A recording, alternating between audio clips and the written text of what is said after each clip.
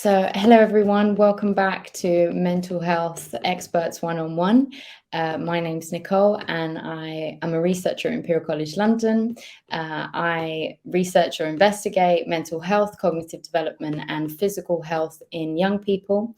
And we're very excited today to be sitting down with Miss India Haylor as our second guest. So welcome, India. Thank you for joining us today. It's a pleasure. Thank you for having me, Nicole. So if we could just maybe start off with you giving us an insight into your background, what led you to pursue a career in mental health? Well, I specialize in a certain area. So I'm a psychotherapist and I treat OCD almost exclusively. I mean, we'll treat other conditions if they crop up alongside OCD, but OCD is my thing. So I am based more or less around central London. I've been doing this for 20 years. But yes, so I was drawn into this field because I have OCD. And I never say, if you notice, I never say I had OCD. I always say I have OCD because it's not curable. So when I was looking for help back in the kind of dark ages, there was nothing, literally, I mean, nothing. So it kind of spurred me to do some research, investigate, and I put together a little program while I was working for a charity.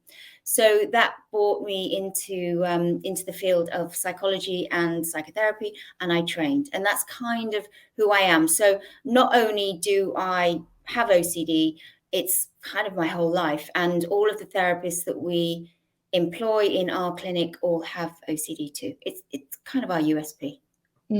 I was actually going to say, do you think that people who become therapists or psychologists, etc., do you think that the best practice is when they themselves have a mental health condition or have experienced a period where they've had poor mental health? Do you think that the two are connected? Oh my God, absolutely. I mean, if you look at the gurus, like Albert Ellis, like Freud, they're all pretty eccentric, So there's always some eccentricity there. And, even Stephen Hayes, when I see him, they're all fantastic. And he developed ACT, acceptance commitment therapy. But there's definitely they're left of center. So I do think that we're drawn to this by our own experience, and who better really to develop something. Definitely. And you mentioned that you developed your own program. I understand that this is for professionals who want to maybe specialize in OCD and start practicing OCD. Right. So this is another area for me, is I'm always so surprised that that mental health isn't kind of defined in terms of the condition. So when you get help when you get mental health care, it's not condition specific, and that really annoys me, because if you had a physical ailment, you'd go to your GP, you go to a generalist, and then you see a specialist, right? So that isn't really the case for mental health, although I suppose there is, there's an exception with addictions. You would go and see an addiction specialist. But for everything else, if you look on any list and, compilation of therapists, they treat 15, 16 different disorders. So I always thought that was crazy, because it takes me, all my day to not only treat my clients with OCD, but stay on top of the research, learn new best practice, look at new approaches, and obviously train others, which you mentioned. I will get around to that, but yes. So I have always steered myself and anyone who works with me in the direction of being a specialist, and therefore I developed what I think is probably quite unique. We have a training program which is condition specific. I mean, we use evidence-based approaches, but we are we're learning them and applying them in a particular area. And you mentioned, or I believe I read up that CBT is obviously a therapy that you use. I assume that alongside that, you're, as you said, using condition-specific therapies. If you could maybe elaborate on the ones that you apply when treating OCD. the approaches we use can be used for a number of different conditions. Mm-hmm. So I suppose what we've done is a bit like applied science, is we've taken those approaches, and we've kind of applied them to OCD. And that's why I'm highly, specific about the type of CBT we use. So at the moment, as it stands, only CBT with a strong focus on ERP, and I'll explain what that is in a minute. It's quite interesting, is evidence-based for OCD. So we live in the UK, and all healthcare is governed by what's called NICE guidelines. So it stands for the National Institute of Clinical Excellence. So that's actually quite a fortunate situation, because it means that all healthcare that you get in the UK has to be scientific. There has to be some scientific rationale behind the approaches. You can't just, someone gets a bad leg, you can't whip them in and then try out your new technique on them. It's got to be evidence-based. Same for mental health care. So just to wind that up really quickly, is that CBT is the only evidence-based intervention for OCD, but we use a particular form of CBT, and we adjunct that with acceptance commitment therapy and mindfulness. And acceptance commitment therapy, for us therapists, we fully expect in the next 5 years it will become evidence-based for OCD, certainly here. Mm-hmm. And can you tell us a bit more about that therapy? Yeah, which one? The acceptance commitment therapy. Yeah, I mean, it's great. Mm-hmm. It's kind of a game changer. So I could send you some really good books to read, which aren't OCD specific, but they're ACT specific, and they're great. I mean, they're game changers. So I've been looking at ACT now for as long as I've been practicing, and nobody knew about it in the beginning, and certainly no one applied it to OCD. And so we were trying to do that 15, 18 years ago.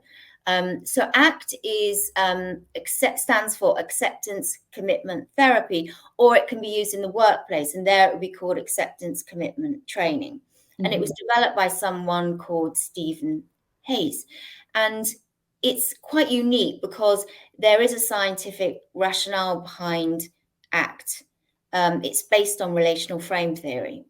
So it's what we find a nice halfway house between CBT, which is highly structured, and then you've got mindfulness at the other end, which is very unstructured. It's kind of esoteric, and it's quite difficult to grasp for people. So ACT straddles the two. And what acceptance commitment therapy does is it's got certain principles, but essentially it's very similar. It's what we call a third generation approach. And some of its principles are about being present, about self-acceptance, about being able to observe thoughts rather than participate in them. I mean, it's fantastic.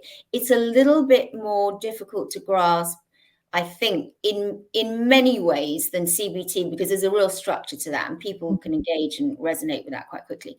But once you get it, it's brilliant. Mm-hmm. And I understand that you developed a series of subtypes of OCD. Could you maybe explain that a little bit and what they are essentially? Well, I should clarify that a bit. I didn't develop them. Although, having said that, I've got OCD, right? So I probably have along the line. So I've had, I don't know if you know about OCD, but you scroll through various types. It's one of the idiosyncrasies of OCD is you tend not to just have one thing. Yeah, you have those. So I can remember very early on talking about relationship OCD. I think I talked about it on the BBC, and nobody knew what that was. And they were like, relationship OCD, what? And at the time, the Y box, which was the only evidence-based assessment for OCD, divided in, OCD into certain things, which, and there were certain subtypes that were very well known, like contamination, harm OCD, where people were taking hyper responsibility for others. So there was nothing about relationship OCD in any of the assessments. And I'd noticed my clients presenting with these issues about their relationship. And then I realized early on that, and I'll get there, but the subtypes I was seeing in clients were originating in the media. So they were kind of media generated, if you like. So, 15 odd years ago, there were things like Hello Magazine and sort of gossipy mags which focused on relationships, and there was Jennifer Aniston and Brad Pitt, and that was all, Charles and Diana or whoever, and so that was all people talked about were relationships in the media. I mean, there was a lot more, but it was really dominant. So clients would start to obsess about whether their relationship was the right one, whether they were actually in love, whether love was the emotion they were feeling, or were they attracted to the person they were with. And so this started to be a theme, and I was noticing it more and more. And I've noticed since that time that a lot of the new themes originate in the media. It's fascinating, really. Well, it is to me. Mm-hmm. Yeah. So maybe this is deviating slightly, but in terms of, so OCD, I don't think we've defined that. So maybe if you could define that first, and then I'll ask you my question. Is that okay? Of course. I think for the general public who have witnessed OCD portrayed in the media, I don't know, there's a film a long time ago called The Aviator about Howard Hughes. And then there's been much, what was the other one with Jack Nicholson? As Good as It Gets. And there've been a few, I think Pure was one recently. It was a British series. I'm not sure they've been given adequate, an accurate portrayal in the media. And so I think most people's idea is that there's this kind of obsession. But actually, OCD comprises two parts. So there's an obsession followed by a compulsion. Mm-hmm. So the obsession is the original intrusive, unwanted thought, which can be violent, it can be sexual, it can be health related, it could be, as we said, relationship related. It could be any number of things, although there are kind of categories it tends to fall into certain subgroups. So and so when that initial intrusive thought comes, it's incredibly distressing. I'm not talking about, oh my God, that was annoying. Oh, how interesting. It's not like that. It's overwhelming. And so the person goes into kind of fight or flight, which is do something, do something. You need to get rid of this, do something now, and there's two parts to fight or flight. It's this is real, you need to do something now. And so the person goes into, oh my God, what do I need to do? And so they'll do something mental or physical to get rid of the discomfort associated with having that thought. And the problem with that is if I could find them at that point that happens where they're like, in the bath or in the shower or in the car or wherever they were, if I could run in and say, listen, it's just a thought, just let it go, probably be all right. I mean, they get another one and they might need some skills, but nobody does that, of course. So when you first get one, and imagine you get one when you're like 11, they then develop this terrible habit, because what happens is they get the intrusive thought, they do the compulsion, then the thought comes again, because anything you say, oh, I mustn't think about that, of course they get it. That's just specific to the human mind, isn't it? And it's the think about pink elephants thing.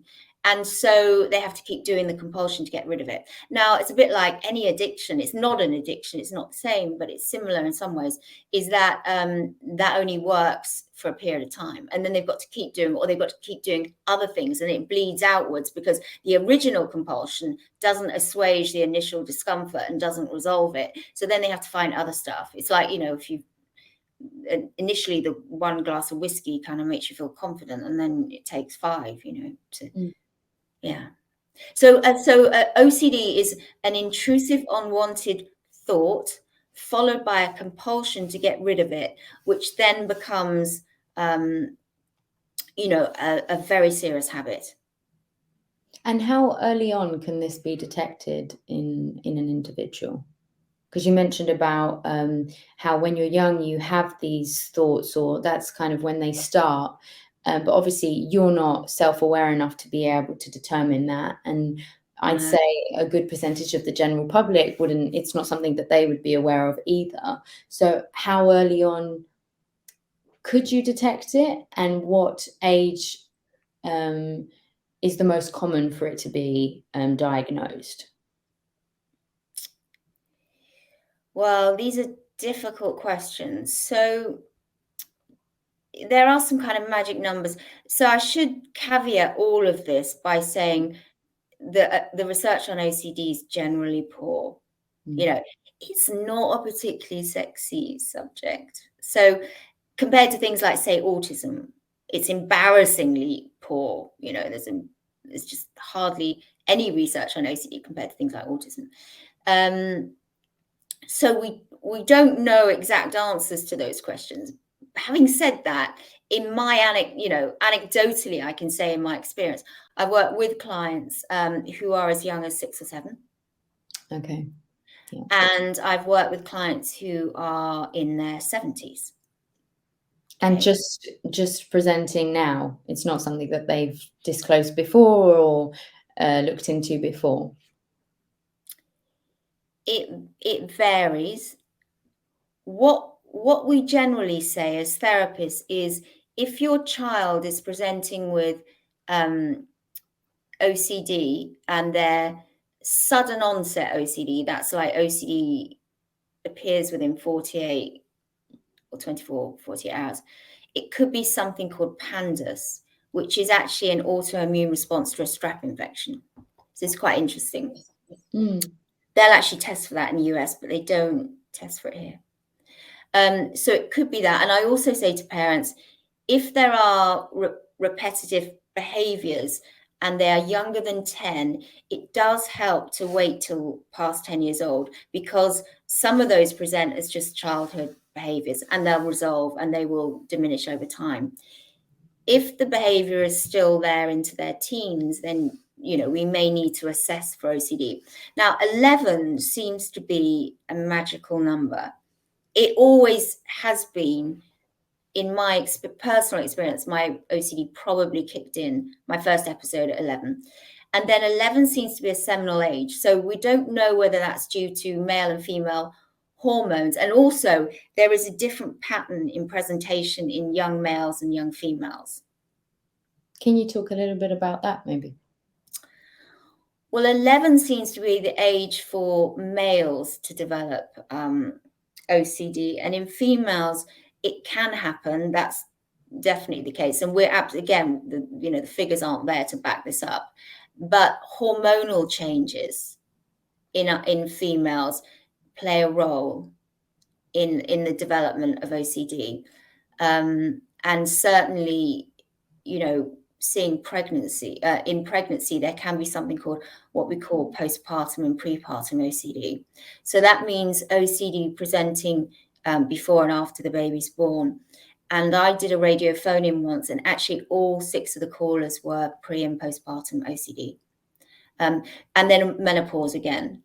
So we do notice spikes in a person's OCD during those times. Yeah. With males, 11 seems to be an age. And actually, I did a kind of informal sort of survey on Instagram, and I said, whose OCD started around 11? And there were, I don't know, 40% said yes. So, but that's not scientific evidence. And so the question I was going to ask before, when we were discussing relationship OCD, was, is attachment styles, does that play into it, or are they two kind of separate things, if that makes sense? In my opinion, they're probably separate. Okay, but again, I firmly believe that, we don't yet know the exact cause of OCD. We don't. And I don't even know how close we are. And I read all the scientific output on and all the studies, most of them. And but I do firmly believe that the origin will probably be biological. So any model of OCD in the future is going to be what we call biopsychosocial. There's going to be a biological element to it, a psychological and a social element. I think that the origin of OCD, the causal relationship, there will be something biological. It could be a combination of factors as well. It could be genetics play a role. and then there could be some anomaly in the brain. They're definitely homing in on certain areas of the brain. So that'll be interesting to see what happens over the next 5-10 years.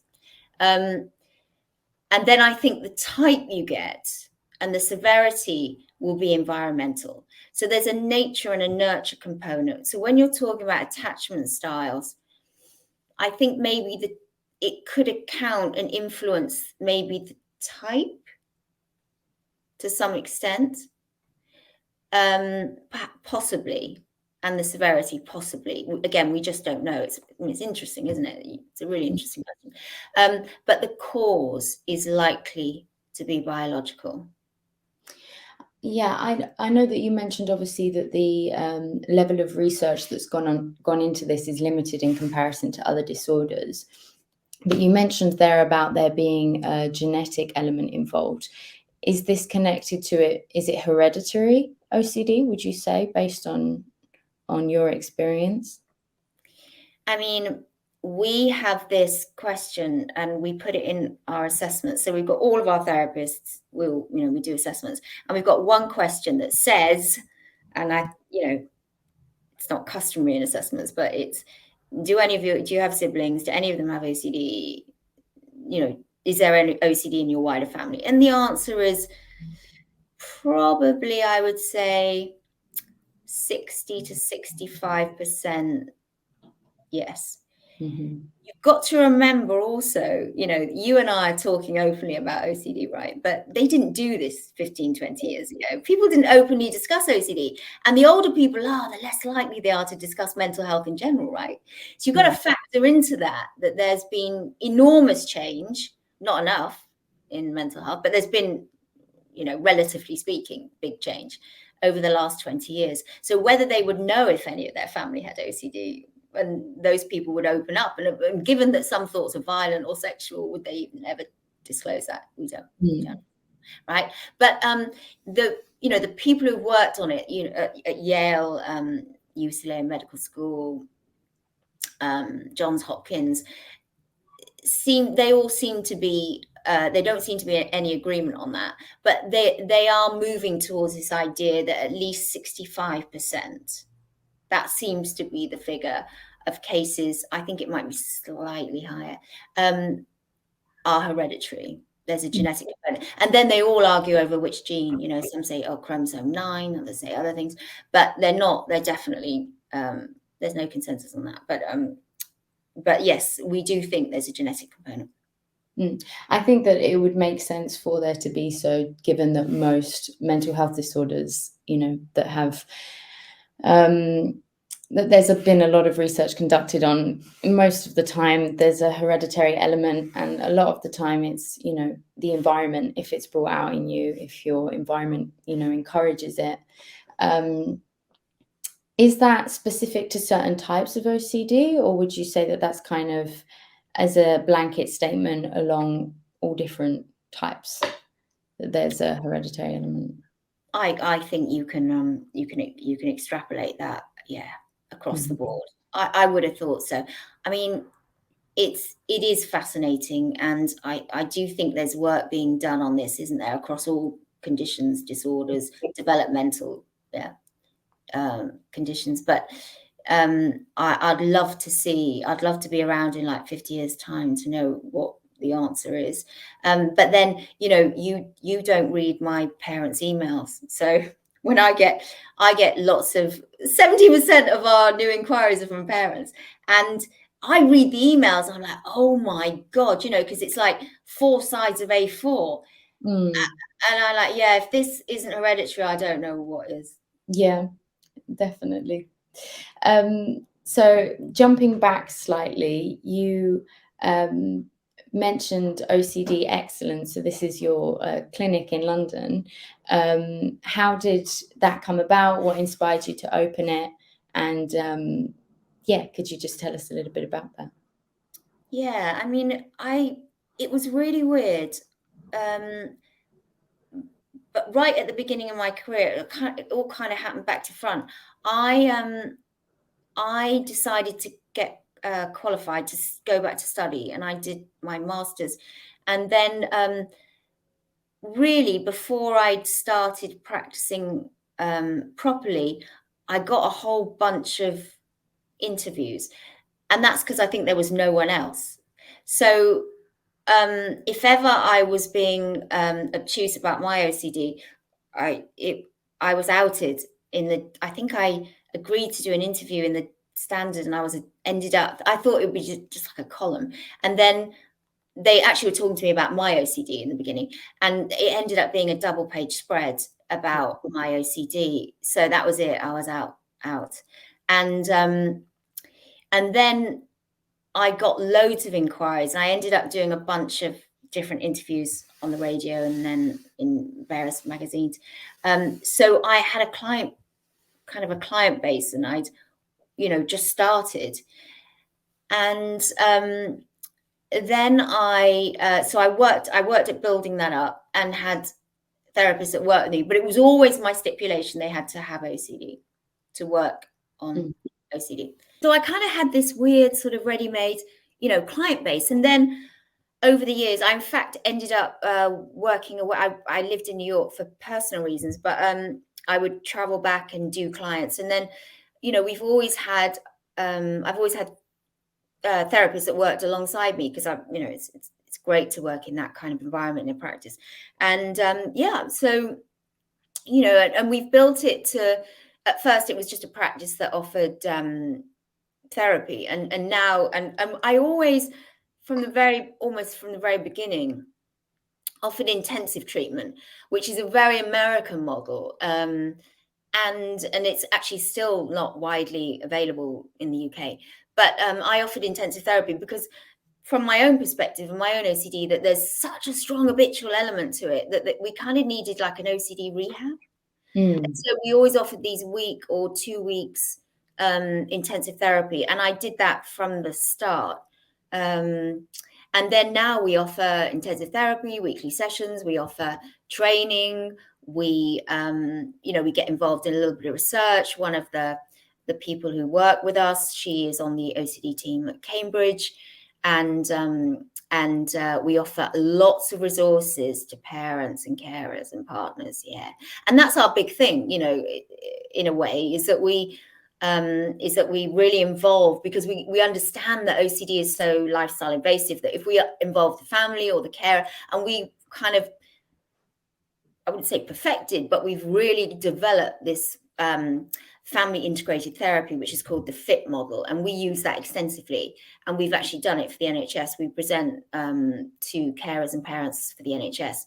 So yeah, it's great, and we've built a bit of a community. Lockdown changed things a bit for us, so we realized as we were heading into lockdown that face-to-face was becoming problematic. So we actually moved a lot of it to Zoom. We went back to intensive quite quickly, but what we did was we ended up, as a result of doing that, is building this kind of community. So we now still have these groups that meet every week, and they've got their own WhatsApp chat, and this is really unique. And what I realized, Nicole, the other day is great, is that some people on those WhatsApp chats and on those groups have worked with me like 16, 17 years ago, and they're still coming back because it's a management situation. OCD is no cure for it, or not as yet. I definitely think that a family integrated approach should be more prevalent in most therapies, or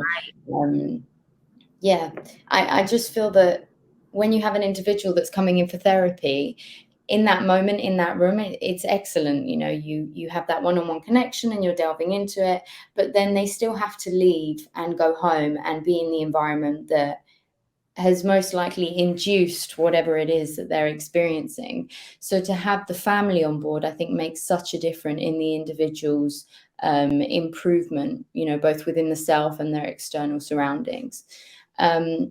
You mentioned about radio appearances, being on talk shows, obviously giving interviews.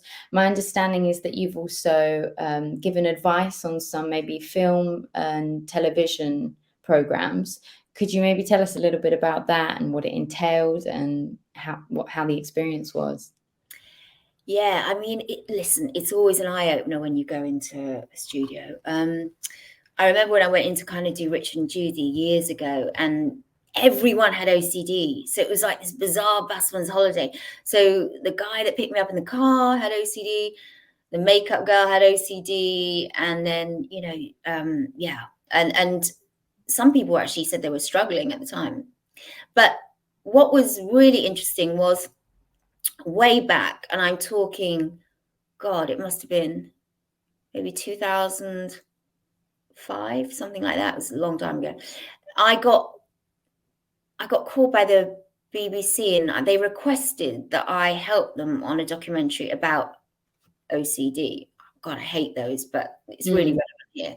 So I said yes, and I thought it's the BBC, right? It's got to be respectable. I checked that they were, you know, legitimate, that they had the they had the interests of the people at heart, that they were in it for the right reasons. It wasn't going to be sensational, and you know, that all seemed okay. And so I was speaking to them really extensively for like 6 months, and I was advising them which directions to go. They were getting advice about OCD, and they had this big budget. So they went to the US and they did all sorts of things. And I thought, wow, this is going to be groundbreaking, because there'd been nothing else like it. And there was this, you've got to look at it on YouTube. It's great. There was this Tourette's documentary years and years ago, before my time, and definitely before yours. But it's fascinating. And as a therapist, you go back, you watch this Tourette's, and it was amazing, because my parents said to me, God, when they watched that, it changed, you know, their idea about mental health, all of their, you know, preconceptions. And I think it was a guy called John. He's really famous. And so I thought, it's going to be one of those. You know, this is going to be amazing. And they'd gone over to LA, and they'd interviewed this youngster, and he presented with this type of OCD that I talk about a lot, because I want to normalize talk about this. It's called pedophile OCD. It's generated and influenced by the media, because obviously at the moment, you know, serial killers and pedophiles make the headlines, quite rightly. But then what happens with OCD is that people with OCD worry that they will be the worst thing they can imagine. And at the moment, that's being a pedophile. So they developed this obsession that they could or would be one. And there's no question that they are. And so they'd gone and visited this young, attractive person with his family, and he worried about this. And they interviewed him, and I watched some of them. It was sensitively handled. You know, this guy opened up. It was amazing. And then they did, they followed a woman having contamination therapy for contamination OCD in the UK. So I thought this is going to be great. So they ring me up. They say, yeah, we're ready. We've got it's all ready to go. We're going to send you the, what do they call it? Like the test reel. I don't know. It's further on than that, whatever. We're going to send it to you. So they sent it to me, and I watched it. I was like, oh my God. I mean, it was horrendous. So what they'd done is they cut the young guy out altogether, because it was too sensitive to handle. And then they put something in about a man who wanted to be a cat, and he'd had all these body sort of, you know, this surgery and these sort of had whiskers put in, hadn't he? Yes. Like a tattoo, or they were actual physical whiskers. Body modifications. Yeah, I remember this. Shocking. And so they left the woman with contamination. So that was great. And that was the part one. And then they'd done the part two about all these people who are obsessed about like being a cat. And I said to them, I can't be involved in this, because they wanted me to do BBC Breakfast. And I said, I'm not going on. They said, listen, you have to go on. You're booked, you're ready. So I said, well, I'll talk about the first part, but in no way can I discuss the second part. And I'm certainly not going to do any more after this. And I did it. I went in and did it. And luckily they didn't mention anything about the second part, but I was really disappointed. I've been involved in some other documentaries, and a film that turned out to be just somebody who was obsessive and stalking some other woman. I mean, it's a shame.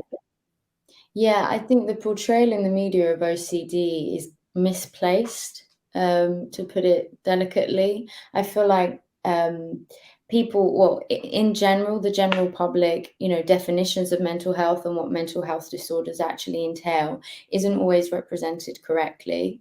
So I think I think this is where a lot of stigma comes surrounding mental health, is that we see the portrayal of certain conditions in the behavior, in the media rather, to an extreme. So as soon as somebody feels like they may be developing some symptoms, or it's already full blown, it's like, I can't disclose this because I'm crazy. So yeah, it's a shame when someone like yourself gets involved in these types of projects, hoping that this will go out and encourage people to be open about it, to seek help, and it usually has the adverse effect. Have there been projects that you've been involved in that you felt have actually had a positive, final output, that they've encouraged people to come forward? The answer is probably no. I mean, where TV and films have polarized OCD. So it's either kind of amusing, like Monk, which was actually okay, the Monk series about the detective in New York, and then obviously Jack and Leonardo did Howard Hughes. It's either amusing or it was quite dark, and I think and that's okay. I think what's been quite encouraging is that gap has been filled by things like YouTube, where young creators are actually making really well-informed, super interesting documentaries, mini documentaries, and output about mental health. And even some reels I watch, I think, well, that's good.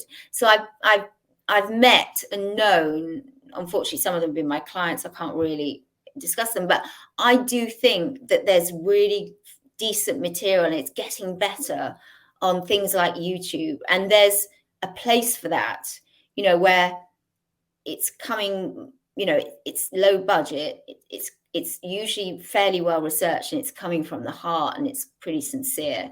And usually it's coming from people who are dealing with those conditions themselves. So I think this is really encouraging. So we spoke a bit about symptoms of OCD, how it feels to experience it. We spoke about the genetic element, the environmental. How prevalent do you actually think OCD is within the general population? Again, super interesting. Not really exact figures on this, but we think it could be up to 2.5% of the population. Obviously, OCD, severity is a spectrum. So there'll be people that have mild, we kind of divide it into mild OCD, where they, their life isn't really impacted, but it's annoying. They know it's there. It's, it's present. It's episodic. It's they're able to keep it kind of covert, that they can hide it quite easily. And then there's moderate, where things start to become quite difficult. It starts interfering with their lives. Their life starts being impacted by it. So they might struggle a little bit at work, in relationships, that kind of thing. And they're considering therapy, and the episodes are more acute, they're stronger. And then finally, severe OCD, where there's no doubt, they or most of their family would know about it. It would be fairly overt. It would be obvious. They'd be struggling to hold down a job, get to school, and keep a social life and their relationship. So there'll be people out there on that spectrum, but it's possible up to 2.5, which, when you look at it, is huge. And it's listed as the 10th leading disability in the world by the World Health Organization. And that's including all physical ailments too. So that's really high, 10th leading cause of disability. So yeah, something to bear in mind. So would you mind talking to us a little bit about ERP? ERP stands for Exposure Response Prevention. And this it's super easy to understand. It's similar to how a phobia would be treated. Is that the premise is that you expose a person to their fear, and they desensitize or habituate to it, because the brain can't sustain that level of kind of panic and stimulation over a period of time, you will gradually desensitize. So if you go on YouTube and watch snake phobias and someone being treated for snake phobias, it's like that. Now, with OCD, I mean, they do say that if you're being desensitized to a particular thing, you can actually do it in hours. I think they say like 3.5, 4 hours, you could actually continuously expose them.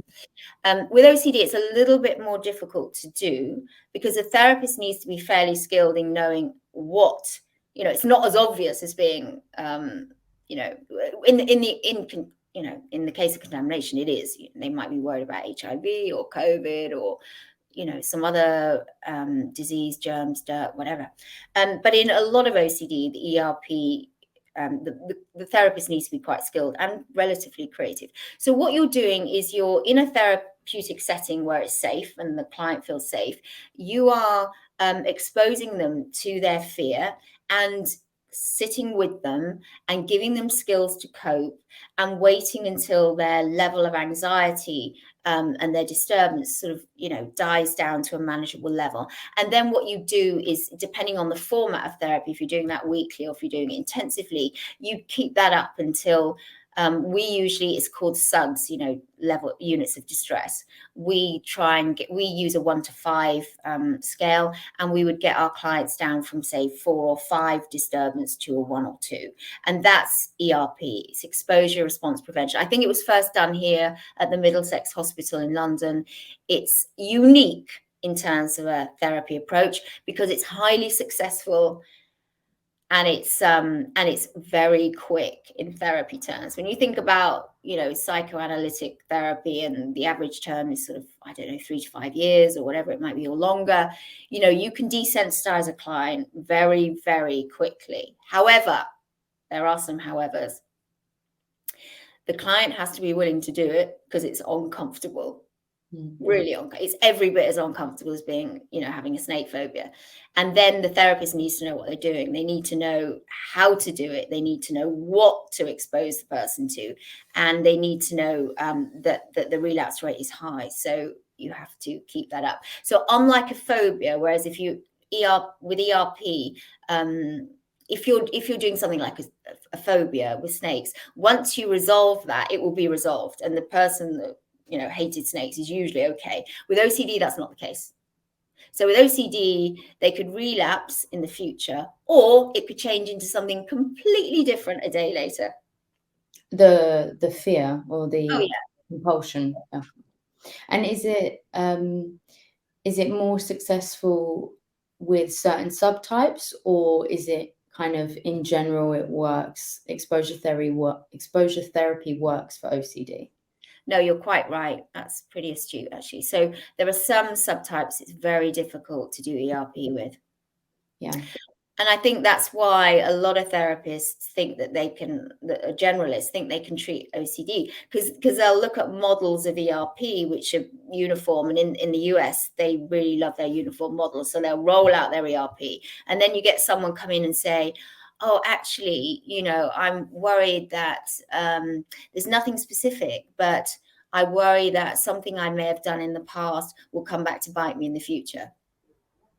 And you're like, well, how do I do exposure to that? Or someone will say, oh, I've got this metaphysical worry that, the world doesn't really exist, and I'm, unique in knowing that. Or I'm worried that something will happen to my dead grandma because of something I do here on earth when I'm alive. Like, okay, great. So no, it just takes experience to know what to do with that. Mm-hmm. So we always ask our guests to kind of close the interview, what are your words of wisdom? So if we could start by, what would your 3 tips be for an individual experiencing OCD? Number 1, especially for young people, you're in good company. I really mean that. There's lots and lots of people out there in the public eye. David Beckham's talked about it, and Cameron Diaz and Camilla Cabello have spoken about their OCD. So there are a lot of successful people out there who have OCD, and I would like that to be, I'd like people to understand that when they feel, oh my God, I have this, this mental health condition. There are a lot of successful, functioning people who have OCD. That's the first thing I'd like to say to them. The second thing I'd like to say is you probably will need help. It's quite hard to tackle OCD on your own, but I know a lot of people think they can, and that's a great mentality. But generally, what I say to people is, look, reach out for help if you need it, and do it as early as you can. It's easier to sort out early on. It's longer, the longer you've had it, it's more difficult it is to sort out. And the third thing is, look for a specialist. Look for somebody who's really experienced with OCD and obviously who's qualified.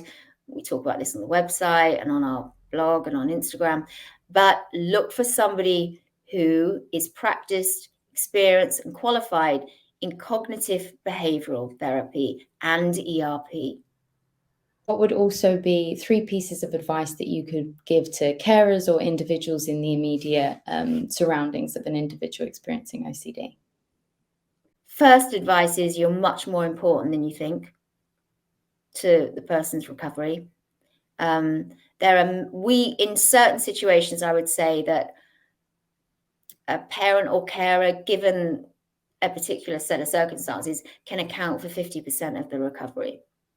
So I say to parents and carers, number one, you're an important part of the process.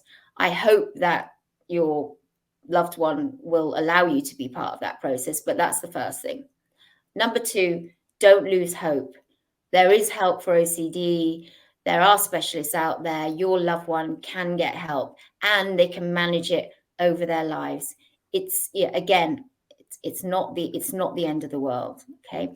Number three, very similar to number two for the people with OCD, is if you're starting to be overwhelmed and you're starting to struggle, you deserve help as well. You deserve support. You deserve to have a life, and you deserve, as a carer, to understand that, you don't need to shelve all of your life and all of your goals and dreams around OCD. And to be honest, if you do that, it's probably not great for the person with OCD anyway. Amazing. Well, thank you so much for, the advice, but also for talking with me today. It's been very insightful, and I really do hope that, that this is something that can be explored further, because it definitely affects people, and maybe it'll encourage them to be more open about it as well. Thank you, Nicole. I've really enjoyed it, and thank you for your focus on OCD. It's really relevant questions too. Thanks so much.